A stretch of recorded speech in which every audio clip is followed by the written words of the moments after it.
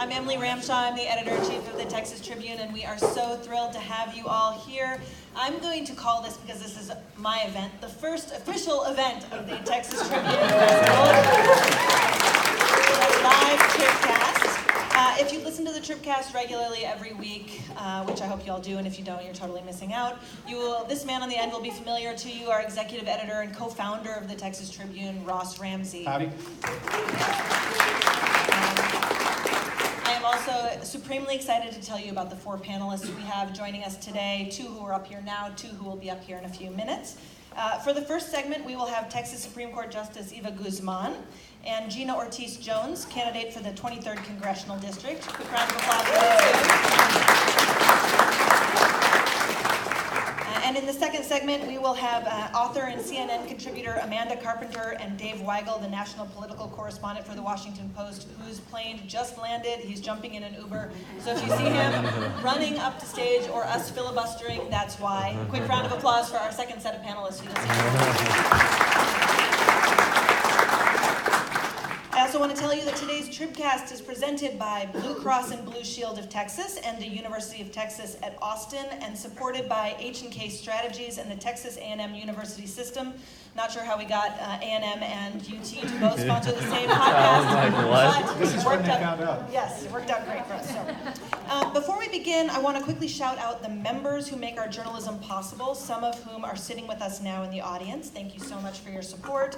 As a special token of our appreciation, two of you were randomly handed a card when you walked in. If you are one of those lucky two members, can you raise your hands? Woohoo! Congratulations, you just won an Amazon Echo or an Amazon Echo Spot provided by Silicon Labs. So congratulations. Thank you for being a Texas Tribune member. I think you should know that if you're not a Texas Tribune member yet, stuff like this is going to be happening in the sessions you're in all weekend long. Anyone who donates $35 or more to our nonprofit newsroom this weekend is going to be eligible for these types of things, or if you're a member already, that's great too. But in addition to this cool stuff, if you donate $35 or more to our nonprofit newsroom before midnight on Saturday, you have a chance to win a quote-unquote cosmic Marfa getaway, which includes hotel accommodations from our friends at El Cosmico and dinner for two at Cochineal. This is a pretty amazing trip, so visit texastribune.org/Marfa2018 for the full giveaway rules. You can also make your donation super easily by texting Tribune to 444-999. That's Tribune. If you need me to spell it for you, you're in big trouble. 444-999. Okay, we're going to get down to business. Sorry about all that housekeeping. I want to start with the biggest news of the day, the still ongoing Kavanaugh hearing, and the now 3, now 4, now 5, I'm not sure what the number is now, women who have come forward with allegations that range from sexual assault to sexual harassment. Judge Guzman, you're obviously a woman, a Republican. You serve on Texas's highest court. Tell me, in your legal opinion, how this is all going to play out. Those kinds of opinions, I may need a promotion at work. Yeah. Still glad you signed up? First of all, thank you for inviting me to share some thoughts with you today. I do think it's important that judges get to know the people that we serve, and that there's more transparency in the judiciary, and that you get a glimpse on the people that make the most important legal decisions in the state and decide the most complex legal issues. On the Kavanaugh hearings, like I'm sure everyone in this room, I've been listening most of the day and listening with the years of a judge. I was a trial court judge and then an intermediate appellate court judge. And so when I think about these issues, I go back to the Constitution and Article 2 and the Senate's role. And I also think about the seriousness of sexual assault allegations. And I know, as a minority, as a woman, as someone who came of age in the 80s, that it is difficult for women to speak up. So you can't read so much into how many decades it took to come forward, but at the same time, as a judge, due process and our Constitution requires that we also hear from the accused. And that this is not a criminal trial, so we're not looking for beyond a reasonable doubt, but we're looking for the truth. And that is a judge's role, to look for the truth. And so, that's what's been happening today. The American public, society as the jury, has had a chance to hear from both sides. And I think all sexual assault allegations have to be taken seriously. And I think that there needs to be a forum, as there was today. And I think the Senate, under its advice and consent role, has a big, big responsibility. Following today's testimony, I said I cried during both, when she testified and when he testified. It's compelling. So you're not ready to say one way or the other which way you think this is going to end up tomorrow or today? I don't know, and beyond that, as a judge, I'm not going to comment on the suitability or fitness of another judge for higher office. Gina, you're not a judge. We can get we can get all of your opinions here. Tell me, is this something that you hear playing out on the campaign trail? How much of a mobilizer has this been? What are you hearing out in the district as you block walk and meet people? Yeah. So I listened this morning, and I listened not as in any professional capacity. I frankly listened just as an American. Right? And I was thinking about this person that is this was not, frankly, about her. This was about the suitability, right, of the person that is being considered for a lifetime appointment.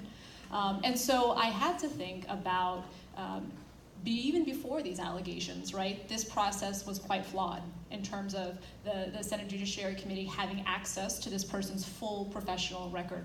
He talked about some of these very formative experiences while he was working in the White House and how those contributed to his understanding, and most certainly on one of the things as it relates to whether or not a president should be held to certain responsibilities, or whether the law would apply to the president in certain cases. And so I'm quite concerned, obviously, about the very serious allegations against him. But this has been flawed for a very long time as it relates to not even having access to his full professional record. So as an American, I'm very concerned that we're going to, and frankly, there is no time clock, right? There is no need to push this through. The American people are owed, I think, a full review, certainly of somebody's character, but also of their professional thoughts as this person is going to be, he's got 20 good years in him, right?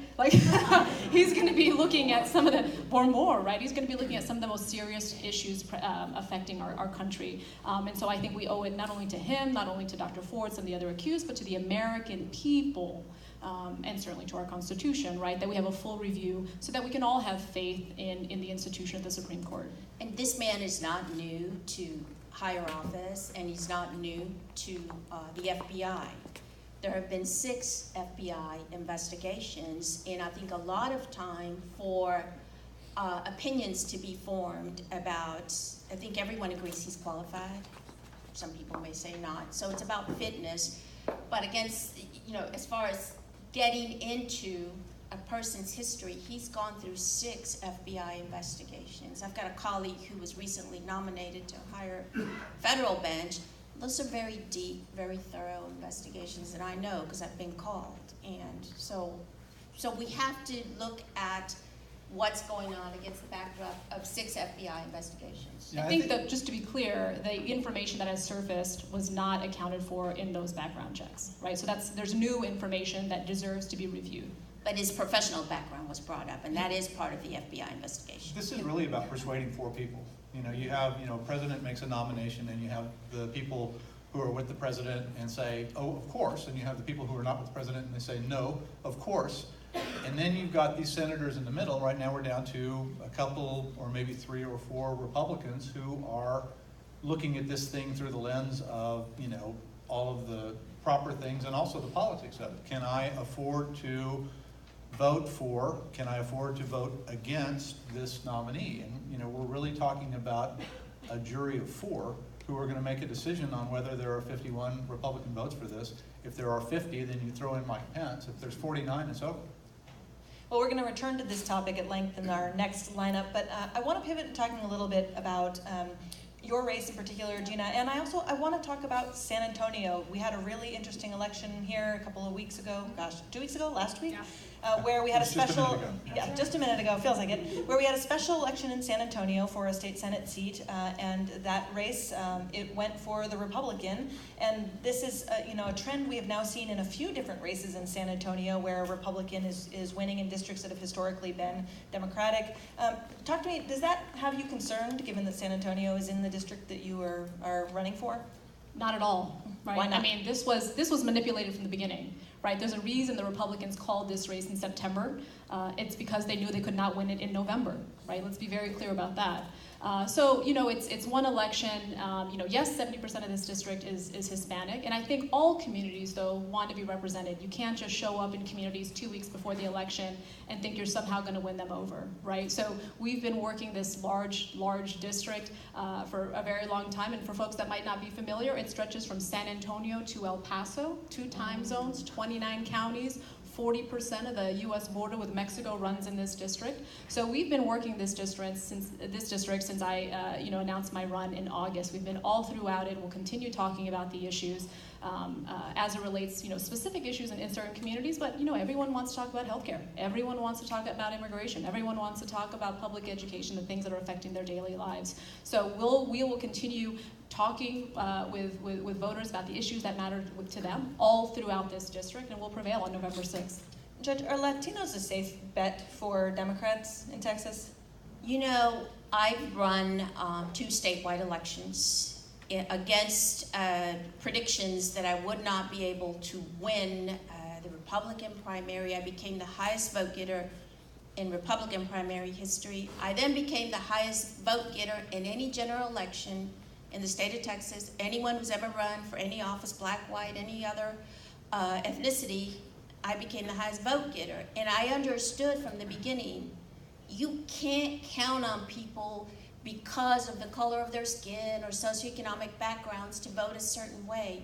They need to hear your message on the issues. That's what people care about. Diabetes is rampant in Hispanic communities. We don't want you to come to us and assume that we will vote, for you because you're on the D side or on the R side. We want to vote the issues like everyone else. So no, I don't think it's a given, but I think my party has a lot of work to do to change the narrative and to find where there's coalescence on the issues. What do you and from your different positions, think the politics of Texas are right now? Is this as red a state as it has been? Is there, we're getting purple splotches here and there. Dallas has become a blue county. Harris County is going that way. What's the rest of the state doing? You're in a district that has been a swing district for a long time. I think she's wearing purple for a reason. Will Hurd won this 2 times in a row, which was not the pattern of the district. Is it becoming more red out there, or is it? What's the atmosphere? What do you see in the state? Hillary won this district by 3 points, right? So the candidate matters. Talking about the issues matters. Showing up matters, right? Not only do you know the issue, but folks really want to understand, are you going to have the moral courage to go to the mat for me, right, on the issues that matter? And so I talk about my life experiences. I went to John Jay High School in San Antonio, Texas. You start with 900 kids, only 500 graduate. There's a certain set of life experiences there that no one's going to ever have to question where I am on CHIP, the importance of Children's Health Insurance Program, right? Because I was raised by a single mother. I know exactly what it's like when your health insurance plan is, I hope you don't get sick. I'm also a first-generation American. My mother came to this country after graduating from the #1 university in the Philippines. And so that's why, it's so disheartening when we have this immigration discussion, and people have clearly forgotten that for the vast majority of people on this planet, they know from a very young age that in order to live their best life, they will have to leave their home country. And for many people, that means trying to come to our country in any form or fashion. So again, yes, it is. Yes, I've served my country in and out of uniform for 14 years working in national security. So I bring that to the table. But I think what's arguably missing in Congress right now are some of these life experiences and thus the moral courage to really represent these communities in a way in which they deserve. Is Trump a factor in this election? My opponent's voting record is the greatest factor in this election. So Trump's not? So he votes. The person I'm running against votes 97% of the time with this administration, right? He's voted to repeal the ACA 8 times. He's voted to fund the wall twice. So we are talking about the issues that matter in people's every single day. And so we're trying, again, how he votes in Washington, how that's different than what he talks about in the district, but how those votes are affecting their everyday.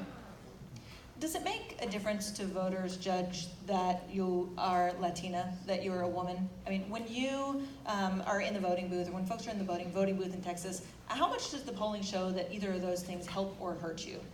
I think the polling actually, and there was a lawsuit here in Texas to change the way judges are elected statewide. I am also the first Latina elected statewide office. I might have said that, but it's relevant for the point I'm about to make. So the lawsuit was that we should go to single-member districts because Latinos and Hispanics could not get elected because of race. And so this went to a federal judge in Corpus Christi who showed that courage that you look for in judges. The prediction was, well, she was appointed by President Obama, and she is certainly going to find that that elections are based more on race than partisanship.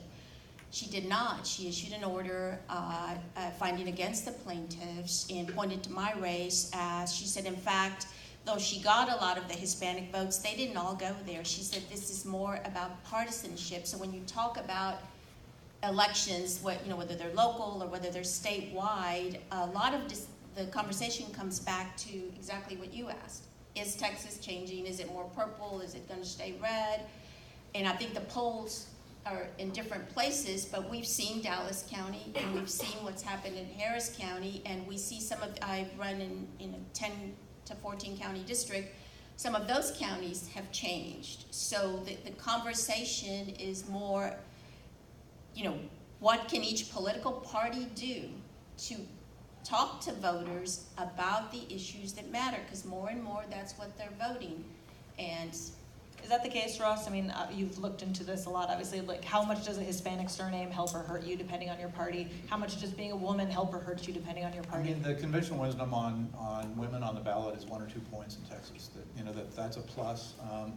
The Hispanic surname is sort of unsettled. I'm from El Paso. It's a big boon there. And, I mean, it works, right? And maybe one for Gina Ortiz Jones, well, whose name sounds like Hispanic surname. There's yes. places where it's a... World history is a thing, right? Spanish colonialism.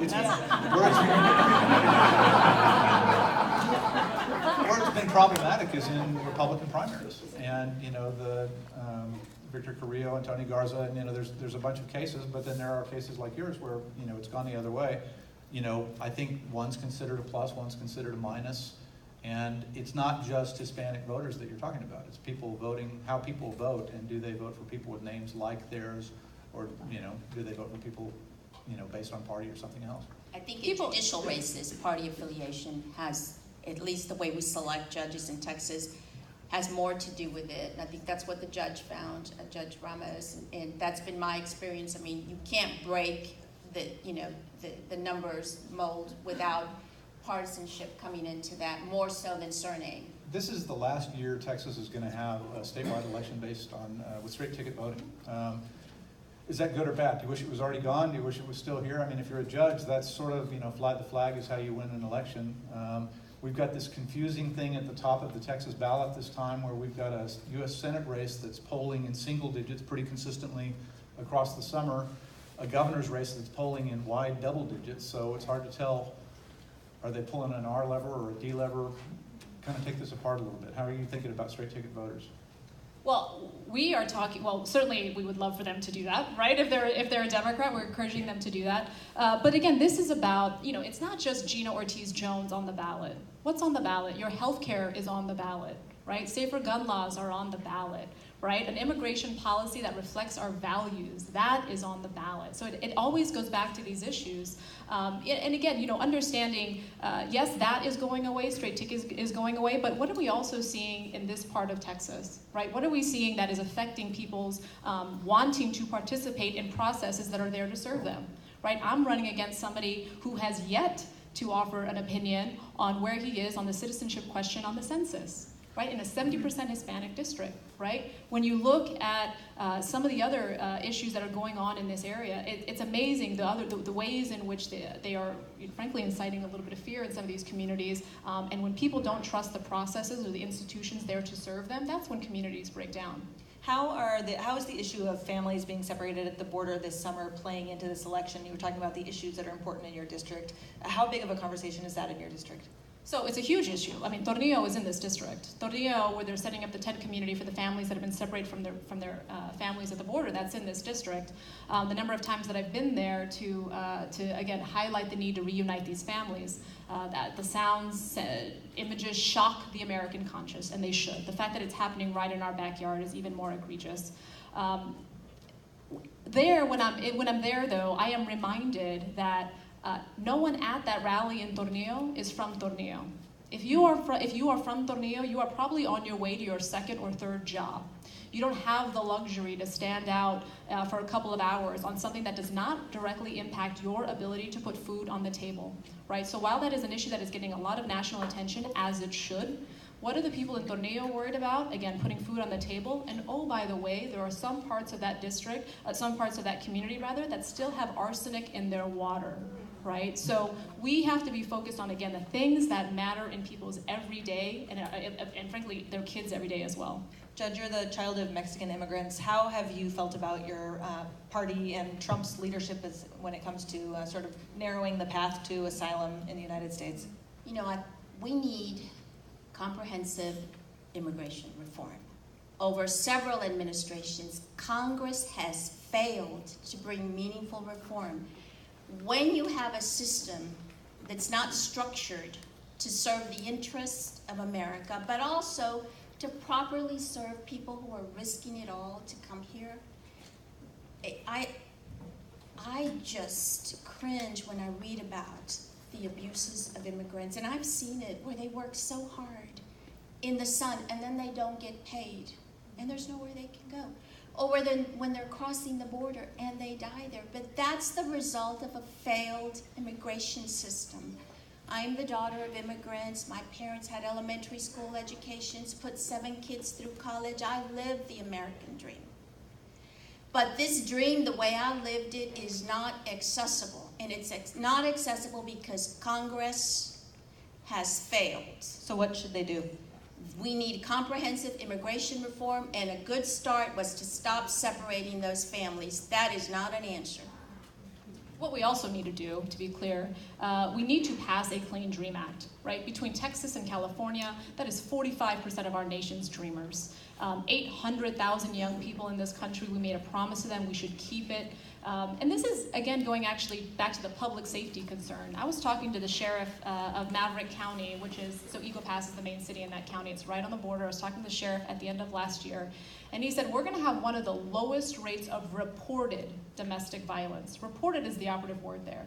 So when communities no longer trust the institutions that are there to keep them safe, right? They don't know who's going to show up at the door. Is it ICE? Is it the sheriff? Is it the police? Who is it?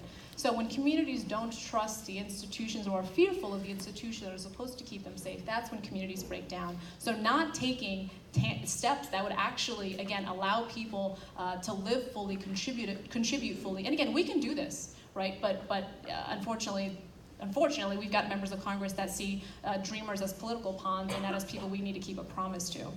Let me just mention sort of the court system's response. Part of my work at the court involves access to justice, and that's finding ways to open the civil courthouse for low-income Texans. There are a little bit over 5 million of our neighbors who live at or below the poverty line. When they get kicked out of an apartment for asking for somebody to fix, plumbing, for example, there's nowhere for them to turn.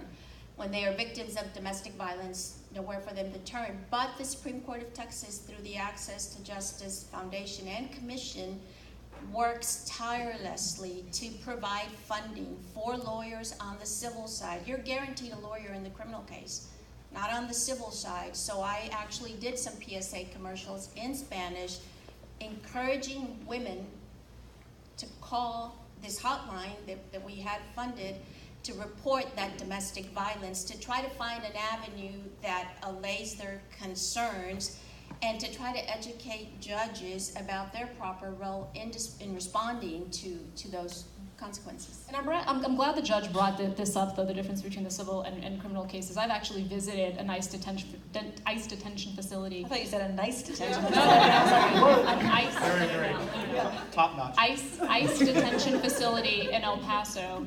And the number of women that I met, this was probably about 2 months ago at this point, the number of women that I met that have been there since August of last year have yet to talk to a lawyer, right?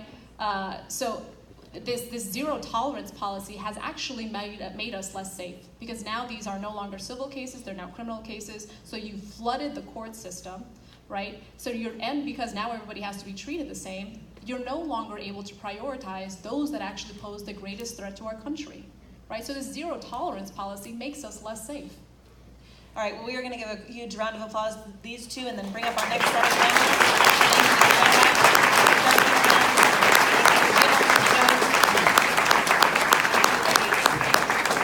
And it looks like Dave Weigel's flight made it. So join me, Amanda Carpenter, Dave Weigel, join us up here on stage.